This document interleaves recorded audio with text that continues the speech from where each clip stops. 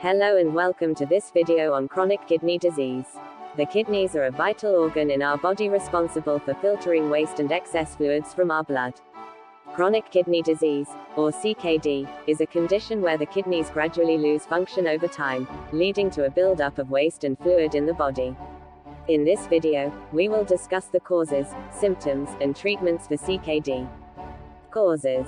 There are several factors that can contribute to the development of CKD, including high blood pressure, diabetes, and family history of kidney disease.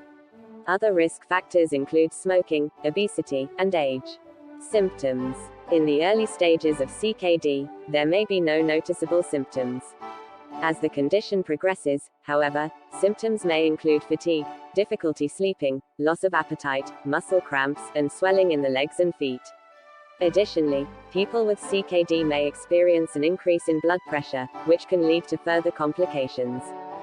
Treatment. Unfortunately, there is no cure for CKD, but there are treatments that can help manage the symptoms and slow the progression of the disease. Treatment options may include medications to control blood pressure and manage symptoms, changes in diet and lifestyle, and in severe cases, dialysis or kidney transplantation. Prevention. Prevention is key when it comes to CKD.